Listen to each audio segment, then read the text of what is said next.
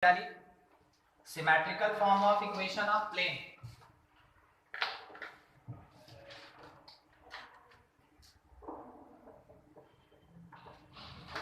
Symmetrical form of equation of plane. Equation of plane. देखिए इसमें क्या होगा ना कि आपके पास प्लेन पाई1 का इक्वेशन गिवन होगा a1x plus b1y plus c1z plus b1 equal to और साथ में आपको इक्वेशन सेकंड प्लेन का भी दिया जाएगा पाई2 a2x plus b2y plus c2z plus d2 equal to तो क्वेश्चन में क्या प्रोवाइडेड रहेगा? दो इक्वेशन ऑफ प्लेन. ठीक है, दो इक्वेशन ऑफ प्लेन. अब हम लोग को क्या करना है कि इसके बेसिस पे एक सिमेट्रिकल फॉर्म में इसको कन्वर्ट करना है. तो किसको कहते हैं सिमेट्रिकल फॉर्म? जो लाइन का इक्वेशन होता है ना x - x1/a उसको कहते हैं सिमेट्रिकल फॉर्म. दूसरा एक और चीज, ये पूरा का पूरा पार्ट इस टॉपिक के बीच में भी आता है कि अगर दो प्लेन इंटरसेक्ट करता है तो क्या जनरेट करेगा? Line of intersection. जैसे इस कॉर्नर को आप देख रहे हैं, इधर से एक प्लेन आया उधर से एक प्लेन आया, दो प्लेन आएगा तो क्या जनरेट करेगा? Line of intersection. तो जो यहां से सॉल्व करेंगे वो कॉमन लाइन ऑफ इंटरसेक्शन भी होगा. ठीक है, हाँ. अब बनाएंगे कैसे ये तो क्वेश्चन में दिया जाएगा. आप क्या करें, मान let symmetrical form will x - x1/a equals to y - y1/b equals to z - z1/c. आप ये मान लें कि ये ऐसा होगा. अननोन कितना? 6. कौन कौन? x1 y1 z1 और a b c, ये अननोन्स है. अब क्या कीजिए कि आपको सबसे पहले ये समझना चाहिए कि वेक्टर n1 कितना? n1 किसको कह रहे हैं? Normal vector to the plane पाई1. ठीक है, तो वो कितना होगा? a1 i कैप यहाँ से, b1 j कैप यहाँ से, c1 k कैप और n2 क्या होगा? a2 i b2 j c2 k cap. और वेक्टर b किसको कहते हैं? Parallel vector to the line. Parallel vector to the line. तो डिनोमिनेटर्स काम करेगा abc, यानी क्या लिखेंगे? a i cap plus b j cap plus c k cap. इसमें ये हमको पता है, ये पता है, ये हमको नहीं पता है. ठीक है, कंडीशन सुनिए. मान लीजिए इन दोनों प्लेन का इंटरसेक्शन ये है, मान लीजिए. ठीक है, ये वाला. अगर कोई एक वेक्टर इस प्लेन पे परपेंडिकुलर है तो क्या इस लाइन पे परपेंडिकुलर नहीं होगा? बिल्कुल होगा. ठीक है, अगर बाय द वे किसको दिखा रहे हैं हम? कॉर्नर भी तो आप लोगों को नहीं दिखेगा. ये वाला दिख रहा है? हाँ, ये दिख रहा है ना? आप लोगों को तो दिख ही रहा है, यहाँ आपको दिख रहा है. अगर ये वाला वेक्टर इस पे परपेंडिकुलर है तो इस लाइन ऑफ इंटरसेक्शन पे परपेंडिकुलर. ये वेक्टर अगर इस प्लेन पे परपेंडिकुलर है तो लाइन ऑफ इंटरसेक्शन पे परपेंडिकुलर. यानी कि ये n1 n2 दोनों जो है वो b पे परपेंडिकुलर होगा. ठीक है, तो n1 परपेंडिकुलर टू b, इसका मतलब n1 डॉट b कितने के बराबर? 0. n2 परपेंडिकुलर टू b, इसका मतलब n2 डॉट b कितना होगा? 0. अब यहीं पे आप लिख रहे हैं n1 dot b a1 plus b1 plus c1, a1 plus b1 plus c1 कितने के बराबर? 0. सेम वैसे ही a2 plus b2 plus c2 कितने के बराबर? 0. दो इक्वेशन मिला आपको. इक्वेशन नंबर 2 बोल रहे हैं और 3 बोल रहे हैं. तो 1 कौन है जिसको अज्यूम किया था? अगर हम 2 और 3 को सॉल्व करेंगे तो abc निकल जाएगा. कौन सा मेथड यूज करना होगा? Cross multiplication method. कैसे पता चला क्रॉस मल्टीप्लिकेशन यूज करें? आपके पास अननोन कितना है? 3 और इक्वेशन कितना है? 2. तो अननोन्स का क्वांटिटी ज्यादा है इक्वेशन से. इस कारण से क्रॉस मल्टीप्लिकेशन मेथड वो क्या कहता है? a बाई b का कोफिशिएंट c से, तो क्या होगा? b1 c2 minus C1 B2। देख के बताइए माइनस B बाई क्या लिखेंगे? A1 C2 minus C1 A2 cross multiplication, ठीक है। और C बाई क्या लिखेंगे? Minus B1 A2। सब रेशियो आपस में बराबर है, मान लीजिए लैम्डा के बराबर, ठीक है। तो यहां से A जो होगा वो B1 C2 minus C1 B2 lambda होगा। B कितना होगा? A1 C2 minus C1 A2 lambda होगा। और C कितना आएगा? A1 B2 minus B1 A2 lambda होगा। एक मिस्टेक यहाँ पे है मेरा, ये प्लस ये माइनस, क्योंकि ऊपर नेगेटिव है, ठीक है। देखिए ABC मिल गया, उसको यहाँ पे हम पुट कर देंगे तो लैम्डा है लैम्डा है लैम्डा है, कॉमन लेके हटा देंगे उसको, ठीक है। अब बच गया क्या? x1 y1 z1। तो 4 x1 y1 z1, मतलब इसके कैलकुलेशन के आपको खुद से अज्यूम करना होगा z इक्वल टू 0। क्या कोई जरूरी है? हम x और y नहीं मान सकते, बिल्कुल मान सकते हैं, ठीक है। मगर प्रेफरेंस किसको देना है? z को। आप z को 0 अज्यूम करेंगे और x और y के लिए सॉल्व करेंगे, ठीक है। मतलब ये कौन सा मेथड है? देखिए, सपोज एंड सॉल्व वाला 2x plus 3y plus 1 equal to 0। कोई बोला इस वाले लाइन पे पॉइंट निकाल, तो आप बोलोगे अच्छा ठीक है, हम x को 0 मान लिए, x को 0 पुट किए तो y निकल गया, ठीक है। आप x को तो 1 भी मान सकते हैं, 1 पुट करते हैं तो y निकल जाता है। आप कुछ भी कर सकते हैं, क्या कर रहे हैं? आप सपोज कर रहे हैं, तब जाके सॉल्व होके वो निकल रहा है इक्वेशन, बस वैसा ही कुछ। हम लोग को यहाँ सपोज ही क्या करना है? 0, ठीक है, ताकि कैलकुलेशन में ज्यादा बड़ा ना हो। तो z0 जैसे लीजिएगा, therefore equation of planes, equation of planes की टर्म क्या क्या बन जाएगा? ये बन जाएगा a1x plus b1y plus b1 equal to 0, a2x, ओह मुंह से नहीं बैठी है ना, आराम से b2y प्लस b2, नोट दीजिए उसी में बैठ, d2 इक्वल टू 0। क्या हुआ? z को जैसे 0 लेके चलेंगे तो x और y में दो इक्वेशन डिफाइन हो जाएगा। इसमें हम मान लिए क्या? इट इज इक्वेशन नंबर 4 और ये इक्वेशन नंबर कौन? 5। जब आप इसको सॉल्व करेंगे, solve and find x and y, आपको क्या करना है? इन दोनों इक्वेशन को सॉल्व करना है जैसे लीनियर इक्वेशन सॉल्व करते हैं, और क्या फाइंड कर लेना है? x y का वैल्यू। देखिए क्या क्या निकल गया, जो x निकला वो x1, जो y निकला वो y1 और z1 कितना? 0। तीन चीज वहां से a b c निकाल चुके हैं। अब क्या करें? Put all a b c x1 y1 z1 कहां पे?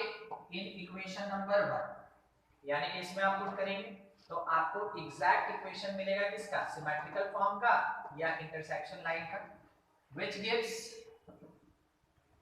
gives symmetrical form of plane, symmetrical form of plane or line of intersection, or line of intersection। समझ में आया क्या करना है? थ्योरी थोड़ा सा बड़ा आपको दिखेगा, कारण क्या है कि इसमें कुछ सॉल्व नहीं हो रहा है। जब इसको बनाएंगे तो वो आधे में बनेगा, ठीक है। ये पूरा बोर्ड ले लिया ना, कवर कर लिया, जब बनेगा तो इतने में खत्म हो जाएगा, ठीक है, वो बड़ा नहीं होता। नोट कीजिए, और इसमें कोई फॉर्मूला नहीं है, ऐसे ही सॉल्व करना होगा हर एक क्वेश्चन।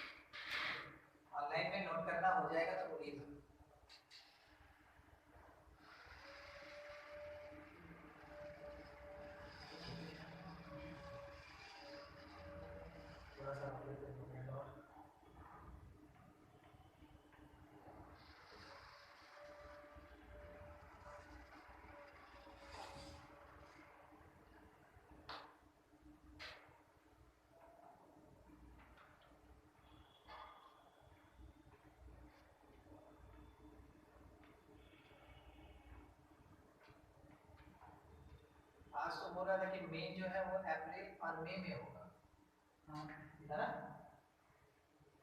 हमको उम्मीद करता मई में जैसे कि आप लोग उसमें एग्जाम चल रहा होगा,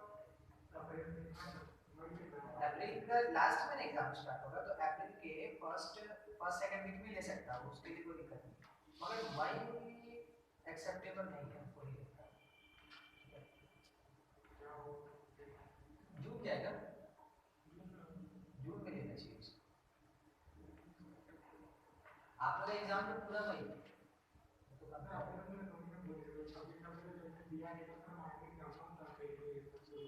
क्या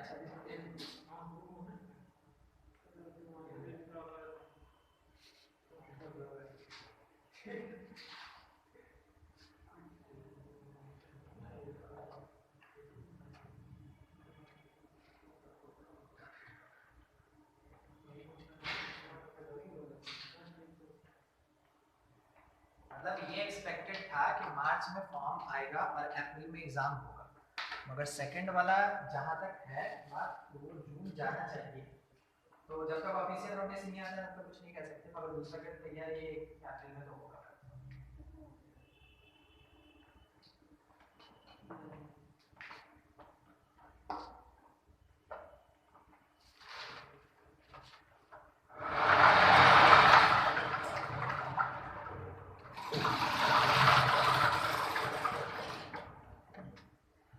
देखिए उसी के बेसिस पे क्वेश्चन ये बोल रहा है फाइंड लाइन ऑफ इंटरसेक्शन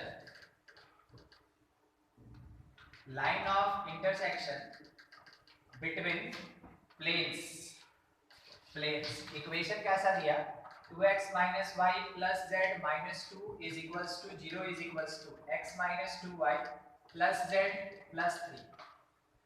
कोई फर्क नहीं पड़ता है, हमको वैसे ही समझना है कि एक लीनियर इक्वेशन और दूसरा लीनियर इक्वेशन मतलब दो प्लेन है, ठीक है। इसमें से सबसे पहला काम, यहां से सॉल्यूशन स्टार्ट है।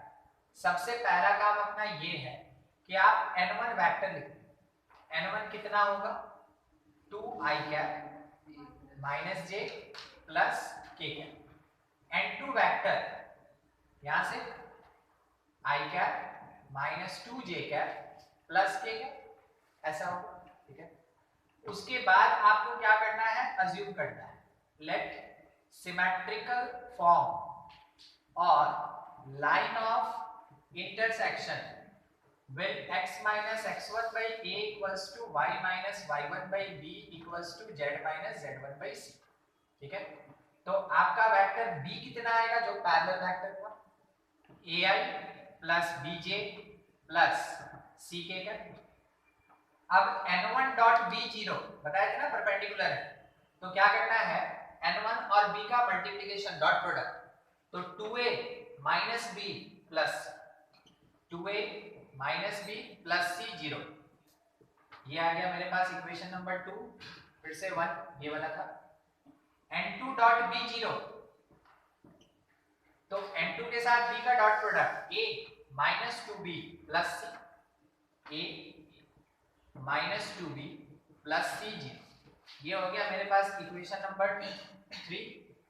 अब 2 और 3 को सॉल्व करना है, क्या तरीका था, a बाई यहां से -1 और +2 1 देगा, माइनस b बाई a का c के साथ 2 और -1 1 देगा, c बाई a का b के साथ -4 और +1 5 इज लैम्डा। तो abc मिल गया, a कितना लैम्डा, b कितना माइनस लैम्डा और c कितना 5 लैम्डा, ये इतना हो गया। अब इसके साथ अगले स्टेप में put z is equals to 0, जैसे z0 पुट कीजिएगा इक्वेशन क्या बन जाएगा आपका, 2x माइनस y प्लस ना -2 equal to 0 is equation number कौन सा 4। और यहां जब z की जगह 0 पुट कीजिएगा तो x minus 2y plus 3, x minus 2y बोलिए c बाय 3 होगा, 3 आया है -3 चेक कर लेते हैं, c के नीचे 4 और -4 प्लस 1 तो -3, ये हो जाएगा -3, हाँ ठीक है। चलिए इसको सॉल्व करना है और एक्स वाई निकालना है। क्या कर ले, फर्स्ट इक्वेशन में 2 से मल्टीप्लाई करके अगर सब्ट्रैक्ट करते हैं तो सॉल्व हो जाएगा। तो क्या करना है कि फोर्थ वाला equation multiplied by 2 into fourth equation और इसमें से सब्ट्रैक्ट करेंगे फिफ्थ इक्वेशन। तो कितना हो जाएगा 4x minus 2y minus 4 equal to 0। नीचे वाला x minus 2y plus 3 equal to 0 subtract कर रहे हैं, ये कैंसिल हो गया, ये हो गया 3x और यहाँ से कितना -7 इज 0, तो x का वैल्यू कितना आ गया 7/3। जैसे x आ गया किसी एक इक्वेशन में पुट करेंगे y निकल जाएगा, तो 2y जो है वो x प्लस 3 के बराबर है, मीन्स 7/3 प्लस 3 कुल मिला के कितना मिल गया हमको 16/3। तो y कितना हो गया 8/3। देखिए x1 आपके पास है 7/3, y1 आपके पास है 8/3, z1 कितना 0। a का वैल्यू हम लोग को क्या मिला था 1, b -1, c -3, a1 b -1 c -3, इन सब को पुट करेंगे तो जो लाइन ऑफ इंटरसेक्शन है, लाइन ऑफ इंटरसेक्शन वो कितना होगा x minus x1 by a equals to y minus y1 by b equals to z minus z1 by c। थोड़ा अरेंज कर ले, 3 को एलसीएम लेते हुए 3x minus 7 by 3 equals to 3 का एलसीएम लेके 3y माइनस 8 बाई माइनस 3 और minus z by 3। ये हो गया मेरा final answer line of intersection. ठीक है, नोट कीजिए, ये कंप्लीट।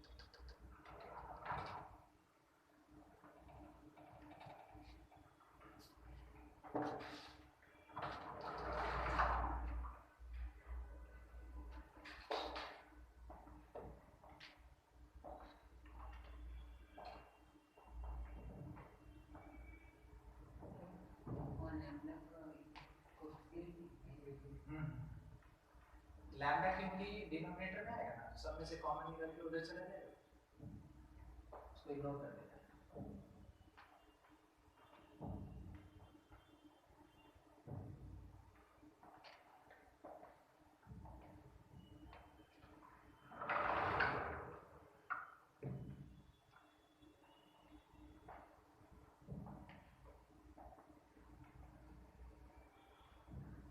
लगता है से कुछ का हो गया, क्वेश्चन अपने से ट्राई कर लीजिए, उससे क्या होता है कि आत्मबल मिलता है। देखिए क्वेश्चन ये है कि पाई1 दिया है 3x minus y plus 2 equal to 0 और पाई2 दिया हुआ है x minus 3y plus z plus 1 equal to, वो 2 लिखा है ठीक ना, z नहीं ऊपर। इन दोनों का लाइन ऑफ इंटरसेक्शन निकालना है।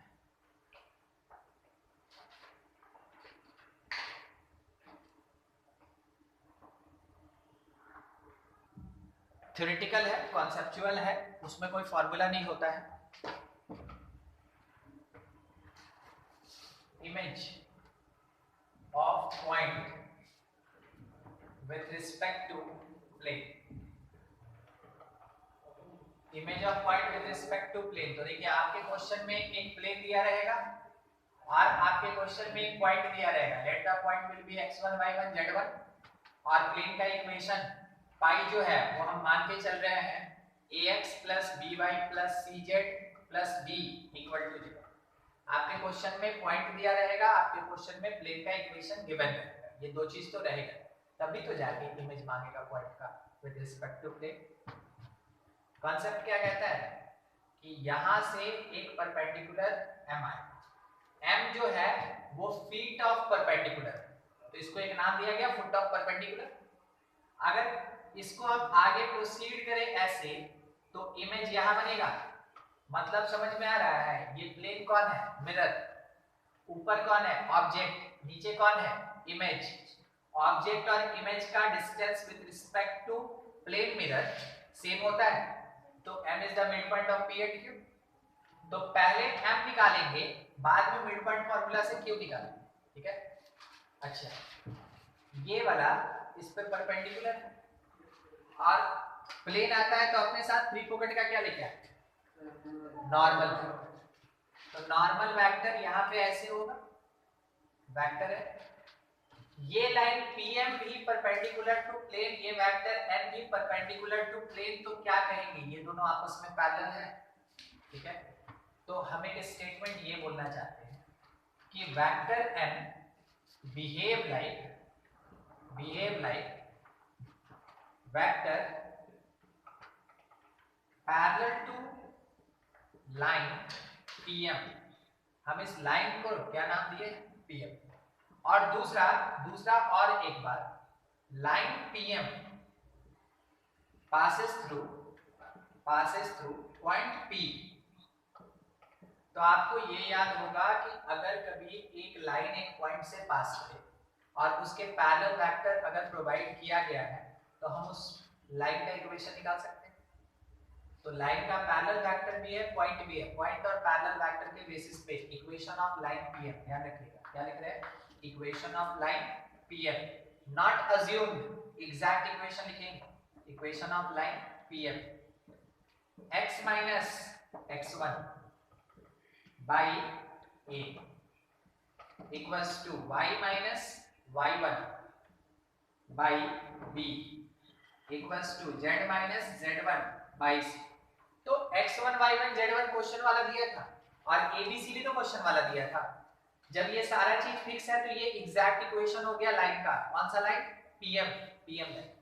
जैसे ये आ जाएगा, आप इसको अब यूज करना चाहते हैं तो लैम्डा मानेंगे, तो क्या करेंगे हम? वेरिएबल पॉइंट ऑन लाइन क्या होगा? नहीं आता है। x minus x1 by a को लैम्डा के बराबर करेंगे। x कितना? x1 plus a lambda. y कितना? y1 plus b lambda. z1 plus c lambda. ठीक है, ये तो x हो गया, ठीक है। वेरिएबल पॉइंट मिला। अब उसके बाद व्हेन इट इज, इट मतलब कौन? ये variable. When it is on plane at m, तो क्या करेगा? Therefore satisfy equation of plane. मतलब आप इस बात को ऐसे समझिए कि इस लाइन के ऊपर वेरिएबल पॉइंट है तो घूमते फिरते कभी वो m पे भी तो आएगा, और जैसे m पे आएगा फटाक से इसको सेटिस्फाई कर जाएगा इक्वेशन ऑफ प्लेन को। तो हम क्या करेंगे? इसको पुट करेंगे इक्वेशन ऑफ प्लेन में, ठीक है। तो a x के जगह x1 plus a lambda plus b y के जगह y1 plus b lambda plus c z के जगह z1 plus c लैम्डा के साथ plus d is equals to 0। पूरे इक्वेशन में कौन अननोन? लैम्डा। बाकी abc तो क्वेश्चन वाला दिया था, x1 y1 z1 भी फ्री दिया, क्या नहीं दिया था? लैम्डा। तो यहां से हम फाइंड करेंगे लैम्डा, यहां से हमको क्या फाइंड करना है? लैम्डा। जैसे लैम्डा निकल गया, पुट इन वेरिएबल पॉइंट। अगला स्टेप अपना क्या होगा? Put in variable point. उससे क्या फायदा? It gives coordinates of m, coordinates of m, और m का क्या नाम है? It is foot of perpendicular. मिल गया फुट ऑफ परपेंडिकुलर। जैसे m मिल गया, अगला concept for calculation of image, for calculation of image हम ये कह सकते हैं कि m is the mid point of p at q, तो m is equals to p plus q by 2 होगा ना। हमको क्या क्या पता है? m पता है, हम लोगों को p क्वेश्चन से मिला था। क्या नहीं पता है? q। तो q के लिए क्या इक्वेशन लिख सकते हैं?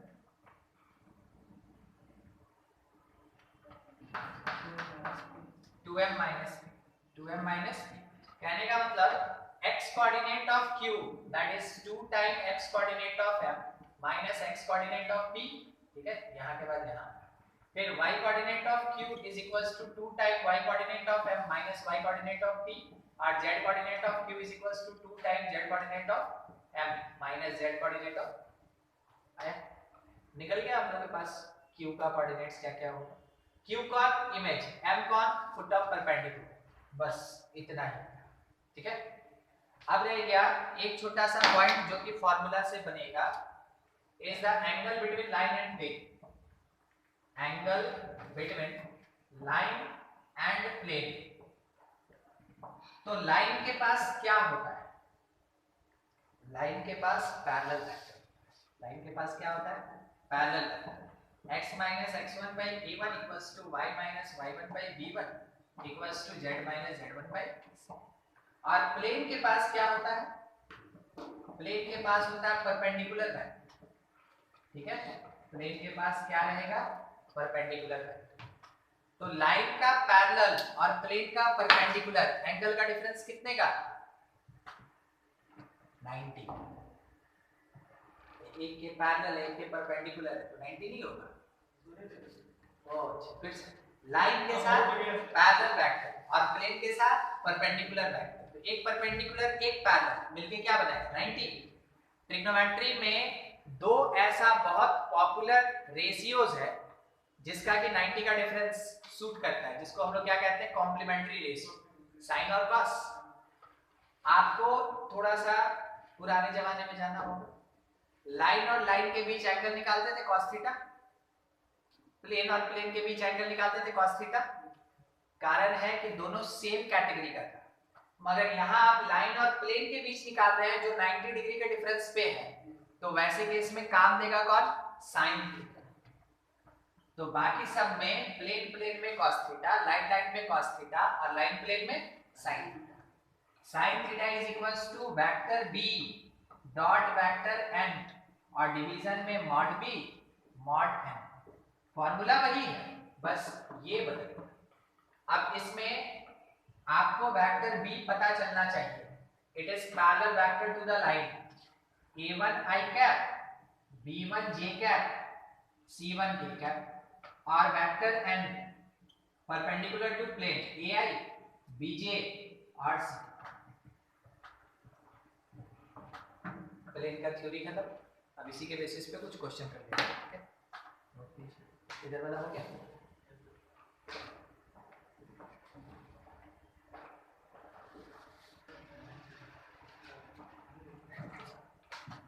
देखिए क्वेश्चन अपने पास ये है, प्लेन का इक्वेशन दिया x plus y plus z minus 3 equal to 0, और एक पॉइंट आपके पास प्रोवाइडेड है, उसका कोऑर्डिनेट है 1 2 -1।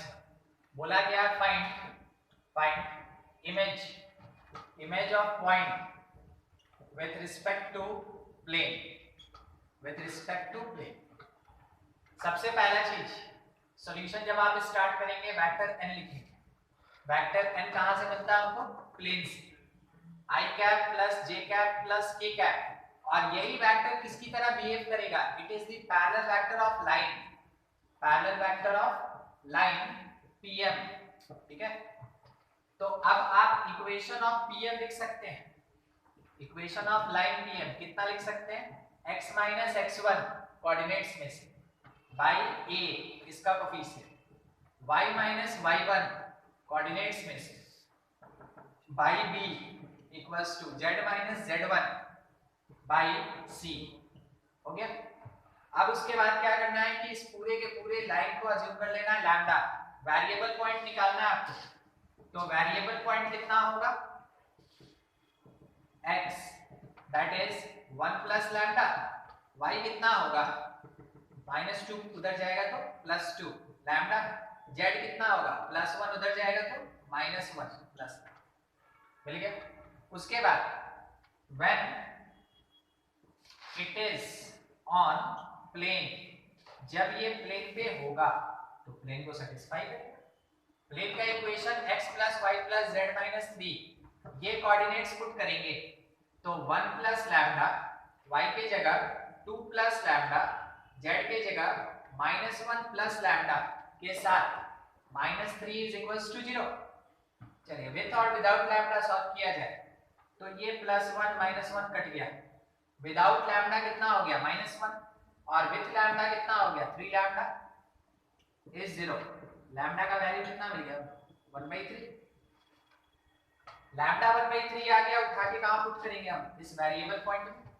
तो आपको m का कोऑर्डिनेट मिलेगा, m का कोऑर्डिनेट 1 + 1/3 4/3, 2 + 1/3 7/3, -1 प्लस लैम्डा तो कितना आ जाएगा -2/3। ये मिल गया m। और m का मतलब क्या होता है फुट ऑफ परपेंडिकुलर। m कौन है फुट ऑफ परपेंडिकुलर। जैसे फुट ऑफ परपेंडिकुलर आ गया, अब इमेज के लिए let q be the image. मान लिए q को इमेज है, देयरफॉर q कितना लिखा जा सकता है 2m - p। लिखे थे इससे पहले 2m - p। तो x coordinate of q means 2 time x coordinate of m 4/3 minus x coordinate of p 1। तो ये कितना हो जाएगा 8 - 3 होता है 5/3। y coordinate of q 2 time y coordinates of m 7/3 और minus y coordinate of p, ये कितना हो गया 14 - 6 8/3। z कोऑर्डिनेट ऑफ q तो m का z -2/3 माइनस p का z +1, ये 4 - 3 कितना -1/3। ये हो गया आपका q। q का कोऑर्डिनेट्स है 5/3 8/3 और -1/3 और यही q कौन है इमेज। नोट कीजिए। और एक ऐसा ही क्वेश्चन बना के दिखाइए।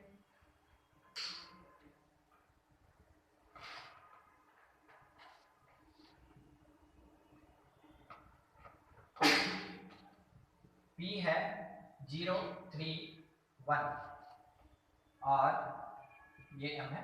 प्लेन का इक्वेशन है x + 2y + 3z + 4 = 2। इमेज चाहिए, इमेज q इमेज। इमेज क्या हो, जितना शॉर्टकट मार सकते हैं मार।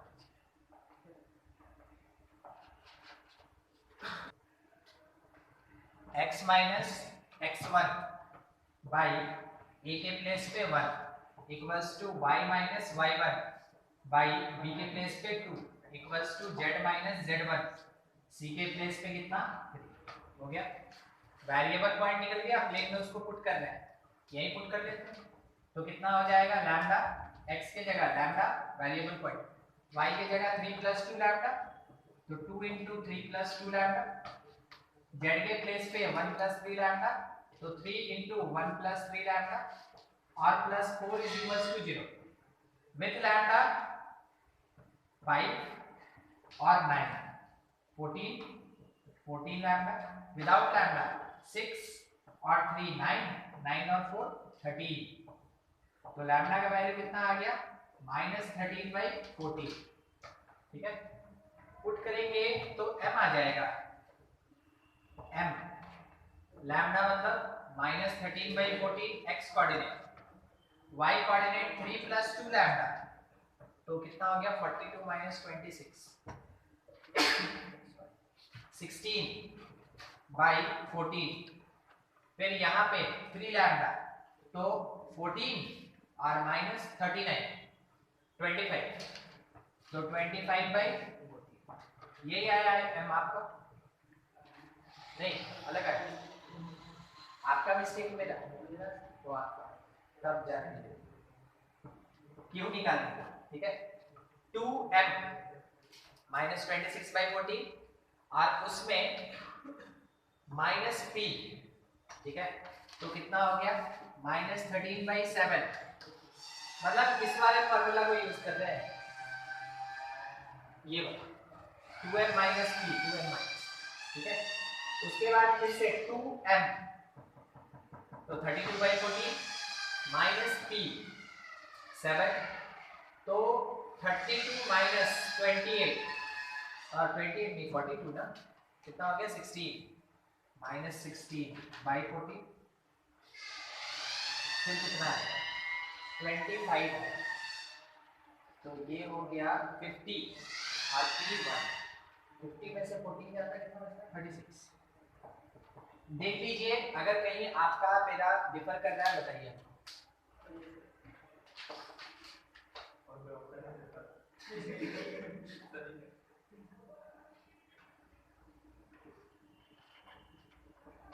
नहीं लास्ट का 2 महीना मन से कैलकुलेशन किए नहीं इसलिए